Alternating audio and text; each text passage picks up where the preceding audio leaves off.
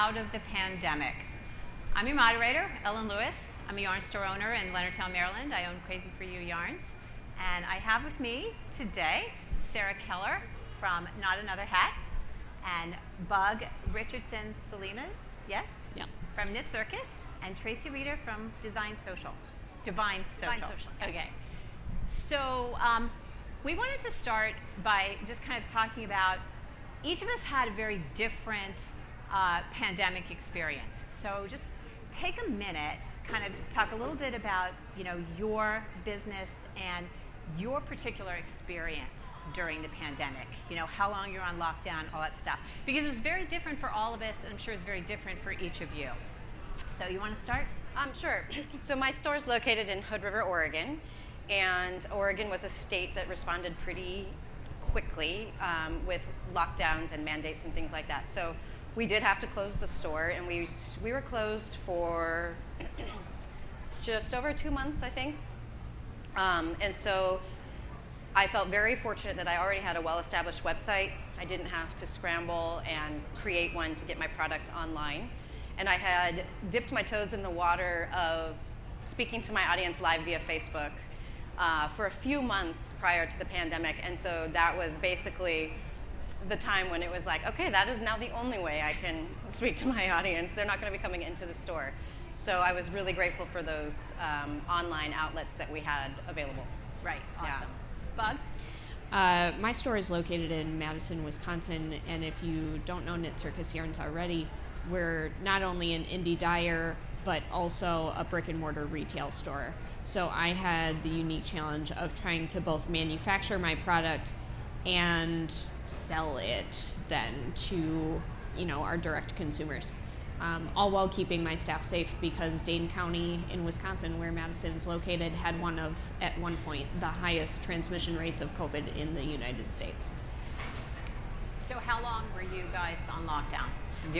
Mandatory closure? We were on a mandatory lockdown for about 6 weeks, I believe, and then I actually kept my store closed for an entire year. An entire year? Yep. All right. Until all of my staff were fully vaccinated. Yeah. All right. Okay. Traci. Hi. So I'm Traci Reuter. I run a marketing agency called Divine Social. So for us, we've been remote since the inception. So for over 7 years now, we've been a remote team. So really, the pandemic didn't change the way we do business, except we got busier because we serve the creative space. We've been running paid media for the creative space for about 6.5 years, and so for us, it was just sheer exhaustion because we immediately had to shift and pivot every single client strategy. Taking calls, doing Zoom calls, which we'd already done, in pajamas on Saturday mornings, and just really trying to do that. So I think for us, the biggest issue was nothing changed, except we were busier than ever, and I became really concerned for my team's mental health because they never had a break. Right. Yeah, absolutely. So obviously there were things that you had planned during the pandemic that just really weren't going to happen. So what are some of those things that you postponed, but also the pandemic caused you to accelerate a lot of things? I know for us, got much more serious, much more quickly with e-commerce and, the whole going live concept. What for you did the pandemic postpone and accelerate? Do you want to start, Bud? Sure. One of the things that got postponed for me is actually attending a wholesale trade show as a vendor for the first time. I had been signed up for TNNA's, summer show in the June of 2020, and as you well know, it was canceled. So I'm doing this about 2 years later than I expected. But one of the things that it sped up for me was switching from doing a lot of newsletter heavy marketing to taking more custom orders and things, and working with our customers on very special projects, basically, rather than just churning out color after color after color. We switched to a slightly more customer focused model. So it sort of focused your interactions. Yeah.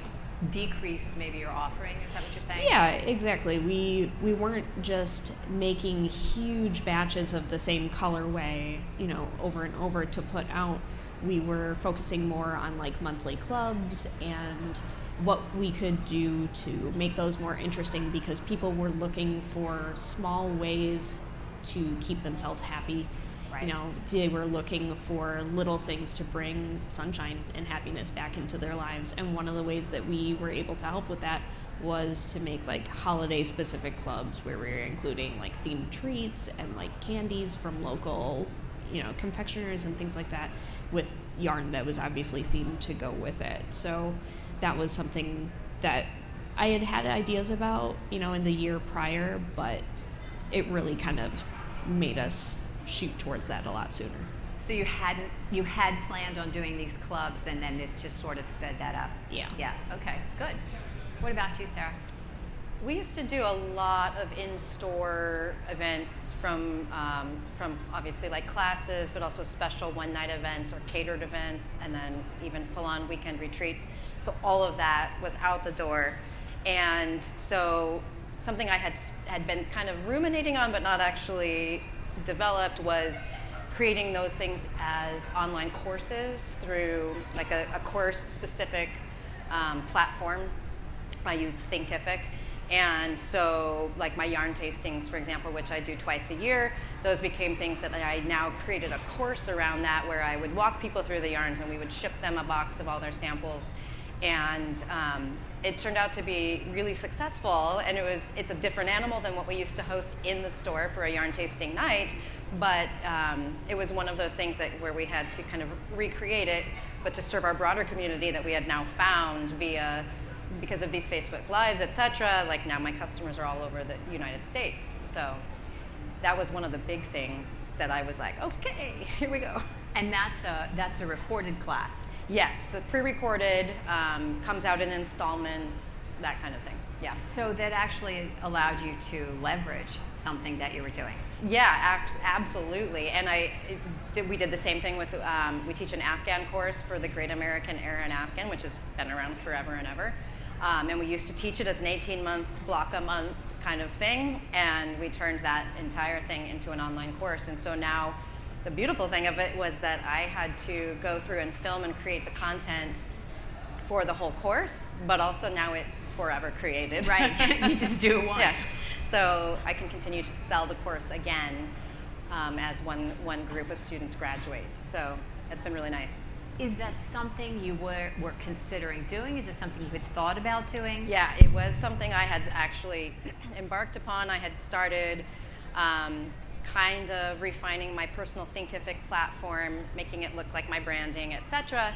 And I just hadn't actually fleshed out a course, and I think I probably would have stalled on that into eternity if I hadn't been forced to make it happen. Nothing like a pandemic to hold your feet to the fire. Right. What about you, Traci? Did it accelerate anything that you had planned for your company? Not necessarily that I had planned. What did accelerate is we realized very quickly that we had a skill set that the industry as a whole needed, because we'd been, our specialty has been the digital. It's been online. It's been driving e-commerce. And so what ended up happening was I ended up doing a lot of service to the greater industry. Did a lot of podcasts. At the time it was Association for Creative Industries, before that went away, just doing a lot of work for their members to try to help encourage them, because for the longest time we've seen how successful crafts or any type of handmade goods can be sold online. And I used to get a lot of resistance to that, and suddenly I became the belle of the ball because everybody wanted my insight. So that definitely accelerated. And then the other thing that happened was that we really were, like, for us as a team, we had to really accelerate our strategies for our clients, because even though we ended up down the road seeing a massive spike in business, we had no idea in the beginning what that was going to look like. So it was quite an interesting time to have to shift, and everyone got tired of the word pivot, right? We all got tired of that word, but that's what we were doing a lot of. Right, absolutely. So when the pandemic ended, well, not ended, but whatever, when lockdown was over and people could come into the store and you didn't have to exclusively engage with Zoom, Are there any things that you did that you just love so much, they work so well, you're absolutely going to keep doing that going forward? Or what are the things you just cannot wait or couldn't wait to dump and not have to do that anymore? You start. So I'm a total introvert, which a lot of people find surprising that they're in-store customers. They think that can't be possible. But for me, it was almost the reverse, where having a Zoom or a pre-recorded course was like a huge relief. So I don't see letting go of those things. And also just because we have created this whole new family, and to let go of those would be to cut them off. And so I see us, at least for the next couple of years, maintaining a lot of the things that we had to do by necessity now out of choice, because it does keep us connected to our broader audience. And so we're more maintaining the same things that we adopted and then reintegrating the in-store things that we had to pause, I would say. Yeah. Traci, what are you anxious to get rid of or excited to leverage in a new way, maybe in a new way? Yeah, so of course our experience is drastically different, right? We're serving brands primarily. So I think what was really interesting in all of this is that it awakened an opportunity for both the manufacturers, the brands, and I think even the retail stores, that you have to have a multi-touch point approach. And so that's been something that's been really fun for us to, and in fact I'm speaking this afternoon, a little plug, I'm speaking at 4:30 on this, but how do we help more and more companies be able to leverage both digital and in person? Because I think we come out of this time now where there are people who are introverts that want both. They want to be able to have that shopping experience, or they want to be able to stay at home or behind the computer, or they're miles and miles away or on another continent. And so that's been a really neat opportunity to really help businesses really understand how to leverage both. So for us, it's kind of difficult because nothing really changes. We continue to be on Zoom. Zoom's kind of our life. What's exciting for me is being able to come back here, because I'm a people person. Like, I want to be friends with all of you. So if you want to all be friends, let's be friends. So that's exciting to be back and to be able to do that, and just even in my own local community to get back to the local stores, because this is, for many of us, this is our ideal craft room, right, that we're in right now. And so it's just nice to be. We have our people here. Yeah, our people are here, exactly. I mean, that's the thing is part of the reason. Yes, we've been doing this for over 6 years in the creative space, but I've been a quilter, I've been a cross-stitcher since college. Like, I've been, my first needlepoint was when I was 7 years old, and so these are my people. So it's been so fun, because I always felt like I was the contrarian voice, trying to say you need to have an online strategy, and people would say, yeah, but people need to touch and feel it, and I'm like, yes. And you need to have an online strategy. So it's really great to be amongst my people and people. I have a house full of. My husband is warning me not to come home with too much, but yeah, no new hobbies. Yeah, no new hobbies. You have no time for it. But it's been really amazing. What are you excited about getting rid of or continuing, Doug? Yeah, I am so excited to finally be consolidating my studio space into one location again. Like I said at the beginning, it's really challenging to run both the manufacturing side and the retail side of being an indie dyer / brick and mortar store. And for safety, at the beginning of the pandemic, I actually rented additional space from my landlord to separate my team into pods of manufacturing and, like the wet dyeing, the dry processing afterwards, and the customer side of things. And so there were times where I didn't see half of my employees or coworkers for weeks at a time. Like, I would send them a text message and drop stuff off at the door to their workspace and wouldn't see them. So I'm finally, now that all of my staff members are vaccinated, I mean, not that they are only just vaccinated, but once we were able to be fully vaccinated, we were able to see each other again and work a little bit more closely rather than isolating specific tasks. And it's so good to be able to work with my whole team at the same time again. It's because, I in a way grew up with them. I was a new business owner at the beginning of the pandemic because I purchased Knit Circus yarns from the previous owner who I had worked for a long time. So all of my current employees are people that I worked with side by side for 5 years, and we're so close. And part of the reason that I kept my store closed for an entire year is that I can't imagine losing a single one of them. Like, I just can't. They're my best friends. They're my, actual livelihood. I'm theirs, and it was more important to me to keep them safe than to see better profits by having my store open for in-person shopping. So I'm glad to be able to work with them so closely again. I'm glad to be able to see our local customers when they stop by again, because we did miss them really greatly.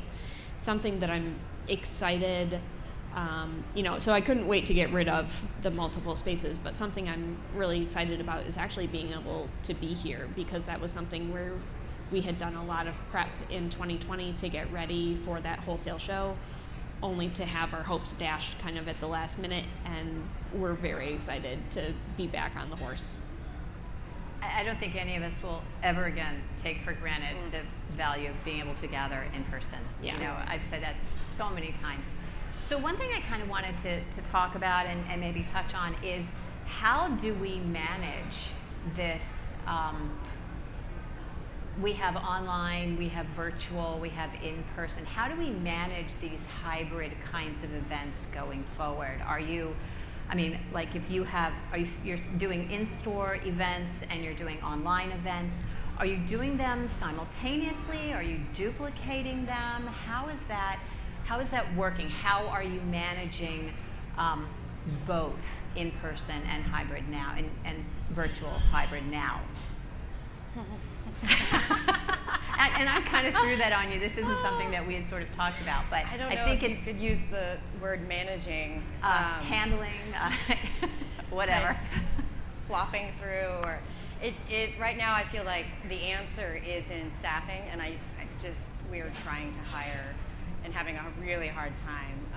I'm in a really small town, and so I think that will be part of the answer, is better delegation of, this is your role, you're going to be focused on our online customers, this is your role, you'll be focused on the in-store events, etc. But right now, the small team that I do have, we're all kind of wearing all the hats.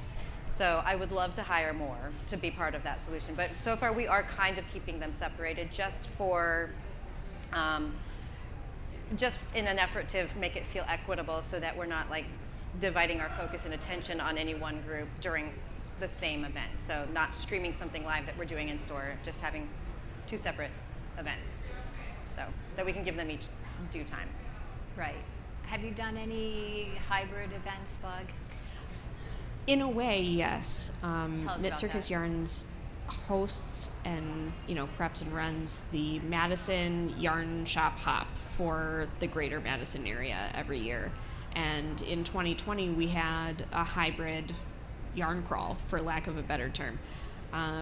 Some shops weren't comfortable being open, like ourselves, and did curbside pickups and online orders and free shipping and things like that. And other shops were open in person. And for our yarn crawl, we have a passport kind of stamp thing. And rather than having physical cards that year, you just had to purchase a dummy product at each store, that was zero cost, no shipping, that kind of thing. So that way, people who were higher risk and didn't want to be in person in a shop with other people for this big event could safely participate from home. The shops that had higher risk employees or family could keep their doors closed but still participate and see traffic. And we actually found that every shop, whether they were virtual, hybrid, or in-person only, had about the same amount of traffic that we did in years prior. So we didn't see a huge fluctuation, which was great. I know that everyone was super worried about that. And that's something that we've kind of continued going forward with our planning, is having more ways for people to connect virtually with our shop hop, even if they can't be there in person. So you're all virtual, right? Well, my company is, but our clients are doing a whole variety of things. And I think it comes down to really knowing what your outcome is. What are you trying to accomplish? And I think there's benefit to trying to balance both. But to your point, Sarah, there's a lot of staffing's hard right now. Like, it's hard across the board. So, the challenge is you can't do everything.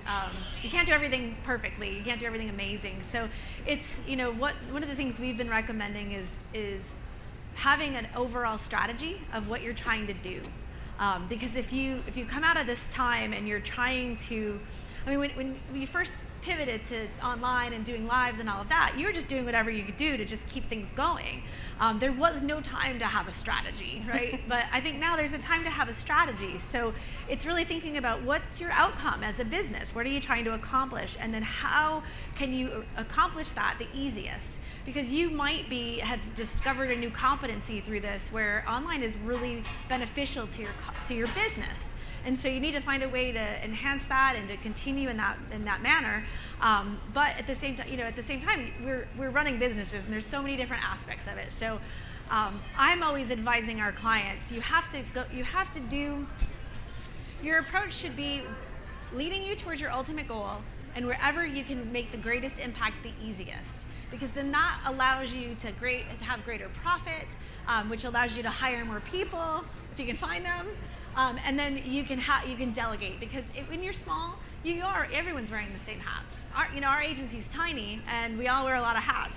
So even though we're doing something totally different, I understand it. So I think I think the hybrid is very important. A hybrid shopping experience. One thing that we're seeing big trends from an e-commerce side of things is a lot of e-commerce brands are now moving to retail experiences. So they're having these pop-up shops. They're doing all these things because there's a need for both of them. So I think before the pandemic, there wasn't a lot of hybrid. We have a lot of hybrid now, and I think it's really going to be a trend we're going to continue to see. People want both. Yeah. And I think it's how, as business owners, how do we accomplish both? And so you can't do it all. Right. So one of the things I know I've seen is that omni-channel, even in like the huge brands like Nordstrom's and whatnot, that people are going to go to your website and check that out maybe before they come to your store. Yeah. Right. So presenting the brand in all the spaces, right? It's exact, and that's actually what I'm talking about this afternoon. That's my presentation. Oh. But Sorry. So omni-channel is different than multi-channel. Okay. Omni-channel is very tech heavy. It's very customer centric. It's very expensive, and so usually it is only the big brands that can do that. But a multi-channel approach, any business, no matter how big or how small, you can take that, and that's being in more places. That's not being all or nothing. It's not being a wholesale business only or a retail business only. It's making it easy for people to discover you, to shop with you. But again, you can only do so much. So you have to decide what's best for your business, and then do that well. Start to grow baby steps and then branch out. So I think that's one of the most exciting things that's come out of the pandemic. I'm seeing business owners, I'm seeing entrepreneurs, regardless of the size of business, being open to that concept. Because so many people, whether you are a manufacturer or you are a small shop, you had a one-track mind. This is how we do business. And we've just made it through 2 years of, no, it isn't. Not and anymore. It's pretty amazing. It's pretty exciting if you think about it. As hard as it was, it's tremendously exciting because culturally, especially younger generations, they want different ways to be talked to. They do want in person, but they also want digital. They want so many different things, and we cannot. And I believe that prior to the pandemic, this industry was ignoring cultural trends. Was ignoring the fact that people are going to come in and they're going to go to Amazon or they're going to have their phone in their hand and they're going to search for things, and that's just real. That's just the way we are. And so I think there's been some really neat things that are challenging all of us as business owners to do business differently. So I think hybrid isn't going to change, and I just, I hope that people are able to embrace doing what they can. Yeah, no, I think so. So you had said earlier when we were talking about unsustainable growth. When you have the pandemic and everybody is searching for how to get their stuff. I need my stuff. Send me my stuff. And people are reaching out, and you're not ready for that. You don't maybe have the infrastructure. How did that hit you, Bug? Were you ready? It sounds like maybe you were ready, and the growth. Talk a little bit about how it was for you. Yeah, for sure. for Knit Circus, we actually had a very strong online presence, and even though we have a brick and mortar store, it was split in terms of gross revenue, about 1/4 in person and 3/4 online. So we were poised at the beginning of the pandemic to actually switch to online only pretty effortlessly. I had just spent the winter redesigning our website and had launched it about a month prior, so that was easier for people to search for what they were looking for, with a cleaner look, simple layout, very easy to navigate. And I think it made all the difference for what we ended up seeing at the beginning of the pandemic, where people switched to online shopping. They were looking for comfort. They were looking for something to keep them occupied and happy. Once people got vaccinated, they stopped shopping online at our store, and that was really challenging because they also weren't traveling to Madison, Wisconsin as a destination. And so then we had to get creative about what we were doing and how we were marketing, and still haven't perfected it, but reopening our store once my staff were fully vaccinated was really helpful in bridging the gap between doing online only sales for so long and then at least seeing a little bit of tourism traffic, at least seeing some of our local people coming back and shopping in person and things like that. Because most of our products were listed online, but not all of them, because they were too much like one of a kind or seconds and things like that. Those are the things that it's so time consuming to put online that it negates any profit that you would see from that. So those are the kinds of things where in-person shopping really helped us bridge that gap. So we were poised to take the jump to online pretty early from the get-go. And you had, so if you were to look at your sales from before the pandemic to during the pandemic, did you have a big bump? No. No, okay. No. And I don't know how universal this experience is, but I said that things dropped off when people were vaccinated because Madison isn't like the hottest tourist destination, but I saw only continual decline in growth over the course of the pandemic, to the point where we were seeing months where I had lost 40% of the revenue that I had made the previous year. And in that, it was really kind of jarring to see what do we cut? What do we focus on to not only keep all of my employees, who I've already said are my first and foremost priority, keeping them employed, keeping them safe, keeping them healthy. How do I continue to meet their paychecks? How do I continue to pay my rent, to pay the bills, all that stuff, but still find, one, the creative outlet for myself that so many, crafters are looking for when they are running a small business, but also, in a way where I wasn't hamstringing myself for future growth.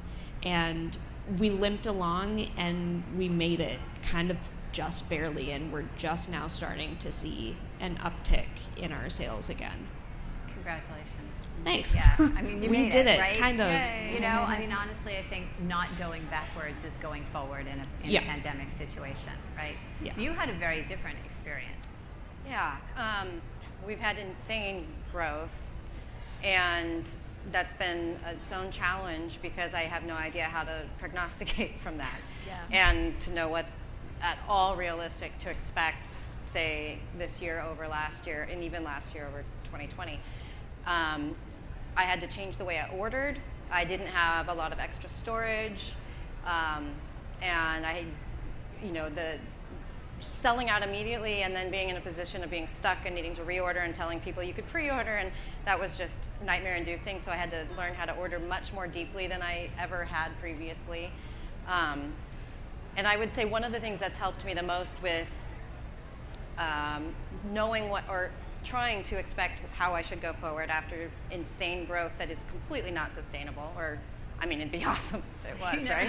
But realistically, is having a firm grasp on your numbers. So I'm coming up on my 17th anniversary, So we've taken all 17 years, even when we were just getting started, and through the recession of the late aughts, and made a average growth graph over the top of the individual years. And so then I was able to come up with a percentage growth expectation month to month that is not at all based on 2020. It'd be great, like I can shoot for 2021. I can shoot for 2021, but realistically I know, okay, if I made that percentage, that's doing good. That's going to keep me going forward, keep growing and not regressing, but also not holding myself, because I at the end of the year I was just entirely burnt out. I don't think I've ever worked so hard in my life. And I was like, how do I top this? What on earth am I going to do? And one of my friends said to me, and she's like, but you said that the growth was this insane number. And I was like, it was. And she's like, well, if it's that out of line with previous years, why would you try to do the same thing? Like, as long as you're growing. And I was like, oh. Yeah, I guess that's an option. It is, yeah. What is it about us that we feel like we have to better ourselves every time? I mean, yeah. Right? It took a lot of pressure off to take that insane number and bring it down to this averaged number and say, okay, I can shoot for that. Right. Yeah. But at some level, I mean, I think we do have to do something, because if you aren't kind of growing at a reasonable rate, then you are kind of falling behind. Yes. This average number is still a pretty stiff growth rate for me. That's brilliant that you did that, Sarah, because the last 2 years in our industry, but also in e-commerce, we've seen growth there's been more growth in the last 2 years than there had been in 30 years. E-commerce, as well as this space. We've just seen just tremendous things because of the nature of the pandemic. If you think about it, as hard as this season was, we were not the travel industry. We weren't some of those industries that got decimated. And so it's really difficult for businesses to go back. But what you did, Sarah, is absolutely genius, because we're seeing clients who are expecting the same kind of growth, and it's like, do you have any idea what we just went through? And so we're seeing the e-commerce industry level out, and I think having that kind of a mindset is very, very powerful. So good. So I applaud you for that. It helps me sleep better. Yeah. Well, it's smart. So, and then the other thing too that we're facing now is we're facing supply chain issues. Yes. Which started in the middle of the pandemic, but it's still an issue, and it's definitely challenging. So yeah. So as an indie dyer, are you experiencing that maybe in a different way than those of us who are not hand dyeing our product? Right. Because Knit Circus Yarns mills, like custom mills, most of our yarn bases, I'm ordering like between 600 and 1,000 pounds of something at a time. And so I don't have to reorder as often, which is nice. I'm like just now getting to the point where I have to make my first really large reorder since the beginning of the pandemic. And it's been a little challenging, more in terms of communication about deadlines and what to expect, than it is about actually procuring the raw materials for the product right now. In my specific case, at least, what's really challenging right now is the high fluctuation in price of certain things. So as an indie dyer, I'm buying citric acid by the 50-pound bucket or bag, and seeing that jump in price by 3 or 4 times is insane. But as many more people got into the soft crafts in the pandemic, the demand for those items went up and up. And even though there was no shortage of the product, the demand drove the price up so much that it seems like it's a supply chain issue, when really it's like suddenly everyone is on Pinterest looking at how to make DIY bath bombs and going, oh, all I need is citric acid? Great. All I need is this? Great. And those of us who are trying to like continue doing what we've always been doing are like, oh gosh. It's sort of the great yeast shortage, whatever. Yes, exactly. So we saw Right. a big spike, and now we're starting to see it come back down. And so it's like, all right, is it worth adjusting the price of our goods for something that seems like it's going to be so temporary? Right. And in some cases, like with citric acid or dye stock or whatever, the case is, no, it's not worth raising our prices by 30 cents to offset that cost. Right. Price of wool, different story. We're seeing things go up by a couple dollars per pound, and that does end up translating. So let's talk a little bit about how to manage the need for advertising social media going forward. I mean, I think a lot of us were just sort of, you didn't really have to do anything so much because, if you had any presence at all, your loyal customers were going to find you. But how are you managing, and how have your social media approach and advertising approach changed, and those of your clients? This is about pivoting forward. So how are we handling that differently? What are your plans? Well, I feel like I still am in the middle of amateur hour, and I'm looking to graduate out of that more to Traci's level of service. You're doing amazing. But that is, I do feel like I would throw a few dollars here or boost a post there or something, and that doesn't feel like sufficient anymore. Like I feel like I'm at the next level, and part of that trying to evaluate where's my growth going to be and where can I shoot for. Part of that I think only could happen with a more coordinated, planned, strategic investment in marketing, which I'm looking to do. Mm-hmm. Yeah. And you had not done much of that before? No, none. Yeah, you didn't really need to. It was just haphazard. Is that because I don't know if I didn't need to, I just didn't. You could get away without doing it, right? You could get away with it. Well, I think when you're a local yarn store, the expectation is that you're a local yarn store and you're serving the needs of your local community. Mm-hmm. And then when all of a sudden you're an e-commerce brand, then you have a much broader audience, and you realize that you can and should be serving those people, because it's not just every local yarn store is the same. It's just a matter of which one is closest to you. Right. It's more about every local yarn store has its own niche and its own vibe and its own clientele, right? Mm-hmm. So, yeah. Yes. So how about your advertising, Bob? Does that change? Do you do any? Where are you with that?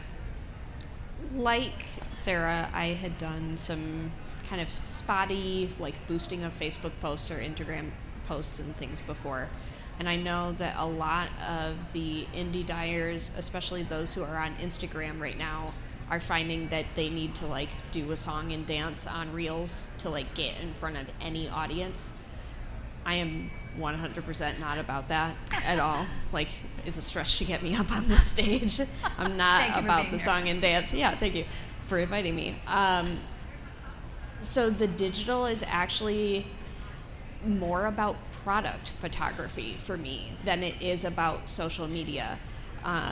Because no matter what I put on social media, if it doesn't look good, people are just going to scroll right past it, the people who do see it. And so switching from, pinning samples to a white wall and taking a photo, we've actually been working with a local photographer who's also a knitter to get more polished photographs. And, the payoff has been huge because, we're using those both in social media and online on our website, but also in our print catalog for wholesale and for print advertisements that we're doing in the community and things like that.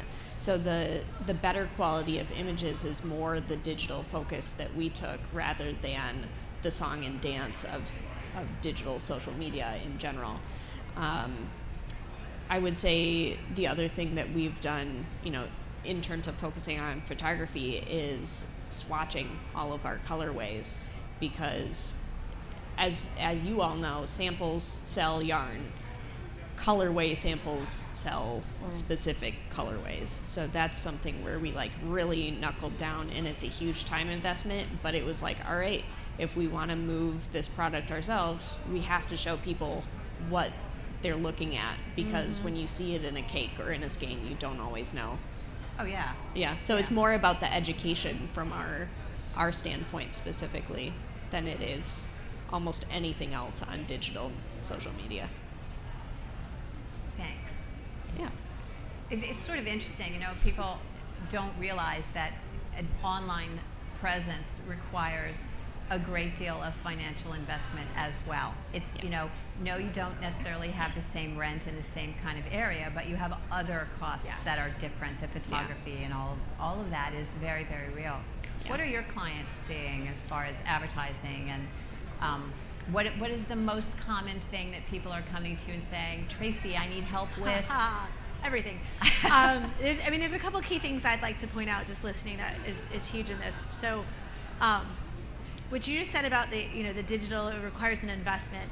I think it's more than just an investment. I think it's actually having an intentional approach. Yeah. This is the thing I see constantly, where don't do it just for the sake of doing it, because it's frustrating for you, it's a waste of time, you're not going to get the reach, you're not going to get the thing. So I think number one is have an intentional plan, and you can get help with that, or you can create that yourself. That's number one.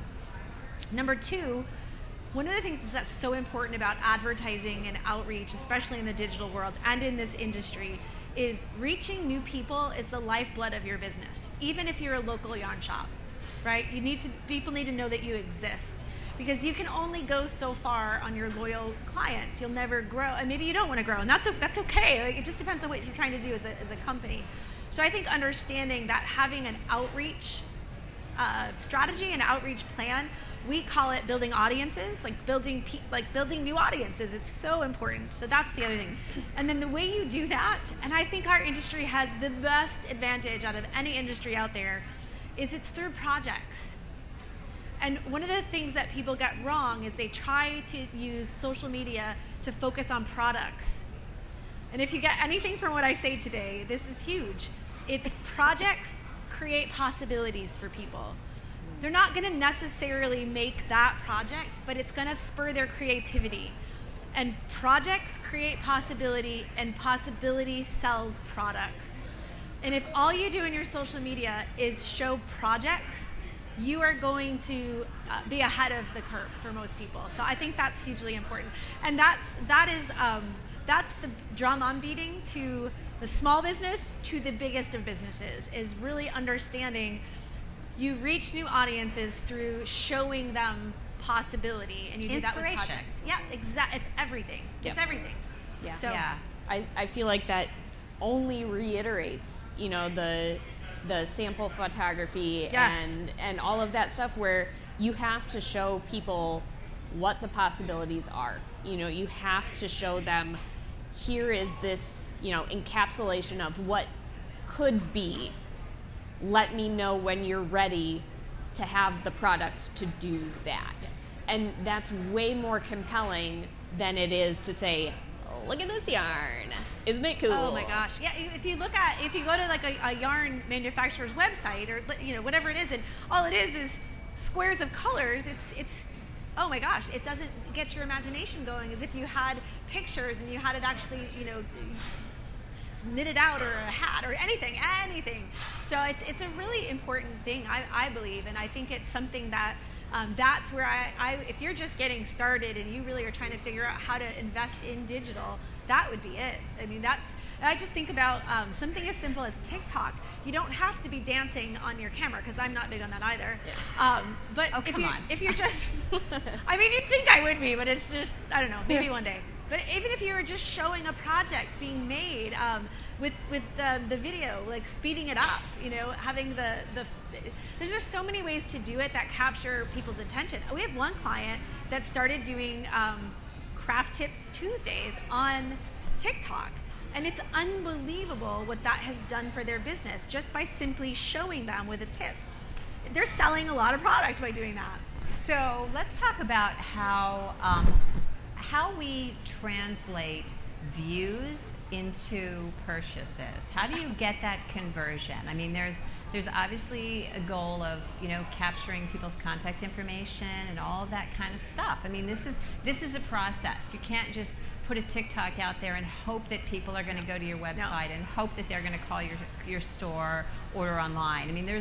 There's a funnel, right? There's a process. So let's talk about that. Do you have a customer contact form on your website?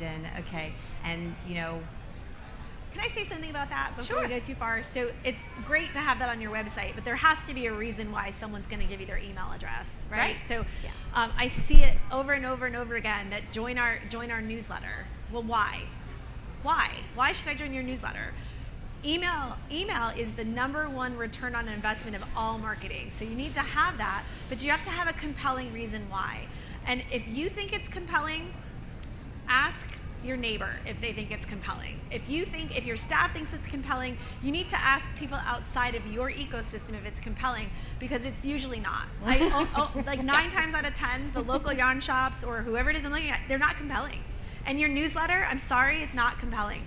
It's not. Like, unless you have a huge reputation. But if I'm just coming into your world, I don't know you. I don't know why I should do it. So, sorry, it's a pet peeve, but this is my zone of genius. No, I mean, I get it. And you see people all day long, that are doing it. So let's talk about what we've got. What do you put out there? What my is lead your magnet compelling? is a discount on your first order. Okay. So that's my lead magnet to get a sign up. And then we have flows set up, so you get your welcome email, and then you get a follow-up of where to find us on social media, and then you get another follow-up. So it's nothing too exciting. It's pretty basic. It's better than a poke in the eye, right? What's yours got? Yep, I've got the same thing as Sarah. The lead-in is take X% off your first order or free shipping or whatever.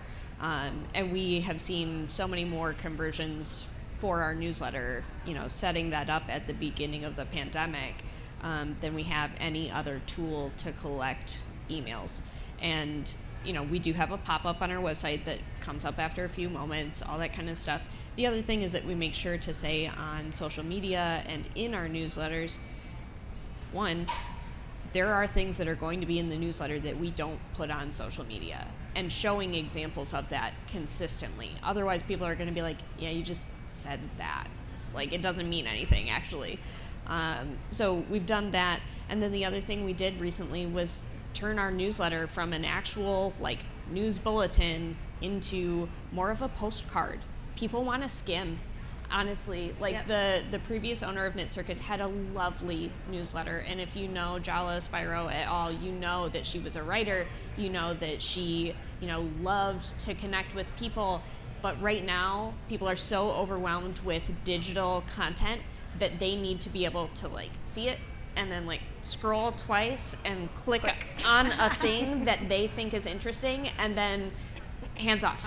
They go do that thing, and then they're not going to come back and click on anything else. So if you have something that you're supposed to be focusing on, your content has to be short enough that they will focus on it.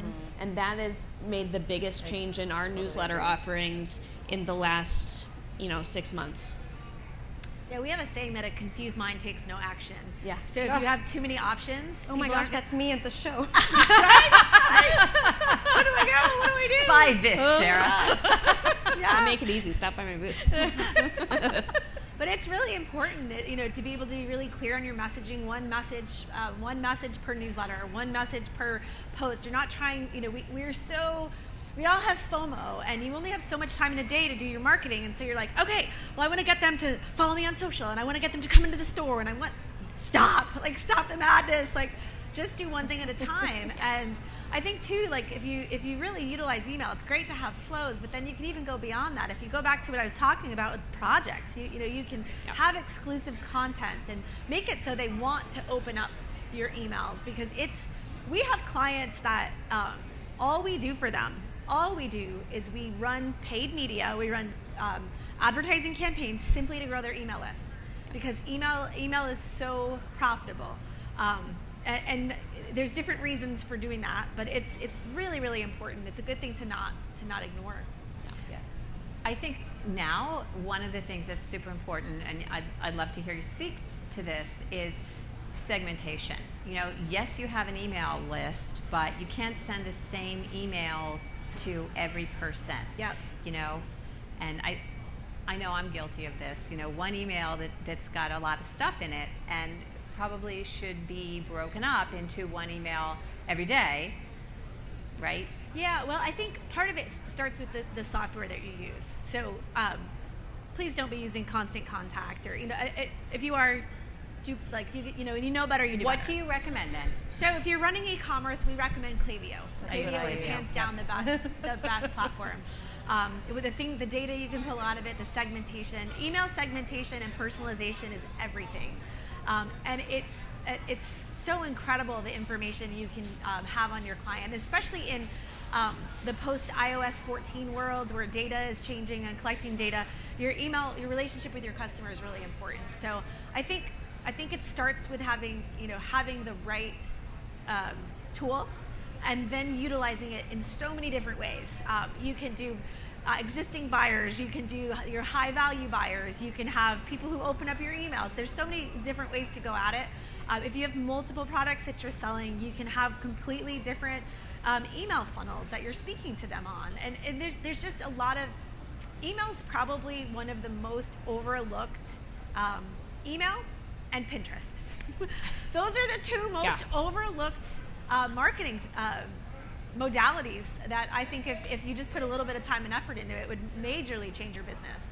So cool. Yep. So what would you say is your primary social media? Where do your customers hang out? What channel? Instagram. Yeah. And you have the most conversion from there? We have the most conversion from our email. Bingo. Bingo. I'm not but lying. We see the most traffic. I can't say necessarily most conversions, but we have the most traffic come from the link tree in our Instagram bio. Okay, cool. What about you? It's definitely email, but I have a couple different private Facebook groups. Well, I have a public group, and I also created during the pandemic a club, and you can buy it for the year, or you can pay a little more per month and have a monthly recurring billing, but it's very little input from me. They get, every week is a new piece of content, and the club gets its own email just to them. And we have a group just for them, and we do Zoom knit nights just for them. And the return on a club email, like the purchases generated, are the same each week as the total of my general email, because those are my 150 most dedicated clients, High value clients. and and they're going to buy anything I offer to them. And part of one of the perks of being in the club, I design patterns, so every month they get my newest pattern free, but then that means they just go buy all the yarn to make it. So that's been one of the biggest returns for me. So they're hanging out on Facebook and in our Zooms, but that's wherever they are, regardless of the platform, they're the people that are sustaining us, basically. Yeah. I mean, this is the 80-20 thing. Yeah. Yes. Right? You're 20%, right? Exactly. Yeah. Well, what's really interest. interesting, it's interesting, Bug said Instagram, right? So Instagram is probably one of the more powerful platforms to drive conversions. Facebook still does. There are some platforms like TikTok that is absolutely terrible for driving conversions if you're doing paid specifically. There is the trend of TikTok made me buy it, and you are seeing things going viral. But if you're going to put all into TikTok, you might not get the conversions you want. Instagram is strong, but it's also understanding that every platform has a slightly different nuance, and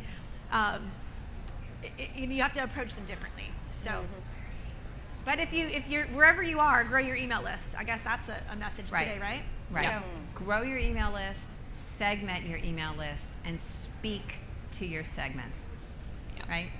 oh my gosh, speak to your segments. And one other thing that I would just add, I put a rant on LinkedIn today. So if you wanted to follow me, that's where you should follow me. Not that, and many people are on there in this space, but know what makes you different. Yeah. Right. Know what your unique selling proposition is. And your unique selling proposition is not features. It's not features. It's not your store hours. It's what makes you special. And it's unbelievable. When we were at Creativation, my team and I were going to go booth to booth and guess what the unique selling proposition was at each booth. And we stopped because there wasn't any. Oh no. Right? So this is like, you need to know that, because that's something that you're going to put in your emails. That's going to be something that's in your social media. Why Why would somebody want to do business with you? Why does somebody want to come and be a part of your world? Why do they want to give you their email? Like, what makes you different? And I don't think we do a good enough job of tooting our own horn in that way. And so, that would be my second best thing to say today is know why you're different and what makes you unique. Don't be afraid to put that out there in social. Right. So, what's your unique selling proposition, Sarah? It seems kind of bland when I think it doesn't. of it, Everybody loves you. Come on. You're home when you're in our store. It doesn't matter who you are or where you live. Everybody talks all the time about our community, and people say frequently, like, "Oh, you've created such a great space," but it's not me. It's them coming and being there, and so I think that's part of why I have to pay sales tax in random states now, because we have these people. There's no more borders and boundaries, and the store doesn't exist within 4 walls anymore. So I guess I would say home or community. We call the club, your virtual living room for the store. So I don't know. Nice. Awesome. I feel like I should have something more eloquent. Well, nothing like being put on the spot. And this wasn't anything we went over. So, would I put you too much on the spot if I asked you? Oh, no. All right, we have a very well-defined niche at Knit Circus. All right, let's hear it. It's long-changing gradient yarns on a huge variety of bases and sizes and colorways and all kinds of stuff. It's truly a sight to behold, walking into our brick and mortar store, seeing the giant wall of rainbow skeins, and then walking into the next room and seeing table upon table upon table of cakes of gradient yarns in 8 different yarn bases, in different sizes, in matching sock sets. The gradients is what we are known for through and through. Excellent. I don't know how much time we have. I'm assuming somebody's going to tell me to shut up when it's on. It's like 3 minutes. But I could. Yeah, it's like 3 minutes. Okay, all right. So I always thought that a unique selling proposition is I do this, or I offer this so that you can do this, right? Yep. Mm-hmm. Yep. In a more of an active, like a transformational kind of. Do you know what I mean? Yeah. So I guess if I were to convert what I just said into that kind of format, I make color-changing yarns so that you don't have to weave in ends. That's it. That's it right there. I like it. So you don't have to weave in the ends. I mean, it's that was so good, Elaine, because I was trained that we use something called feature advantage benefits. So because of it will, which means to you, right? It's a simple formula, and we often think that our features are benefits, and they are not. So because of it will, which means to you. So that's that on your slide, please. The one sentence. I make color changing yarns so you don't have to weave in ends. Yep. So you know how that's it. So I think this has been really fun. I hope you've had as much fun as I have. Thank you so much for being here. Do you want to just say where everybody can sort of contact you? Traci, where can they contact you? You said LinkedIn. I'm very active on LinkedIn. I talk to a lot of business owners there. You can also, our website is divinesocial.com. You can get in touch with us there as well. All right. You can stop by my booth right around the corner at 702. Bring your checkbook. Actually, I invoice you afterwards, so don't worry about the checkbook. But you can also find our website at www.knitcircus.com or send us an email at info@knitcircus.com. All right. And I'm everything at Not Another Hat. So Instagram, Facebook, and Sarah@notanotherhat.com is my email. So. Yep. And I'm Ellen at Crazy For You, and all of my handles are Crazy For You. So, perfect. All right. Well, thank you guys so much for being here. Thank and you. I hope Thanks it's for having been us. helpful. Yep.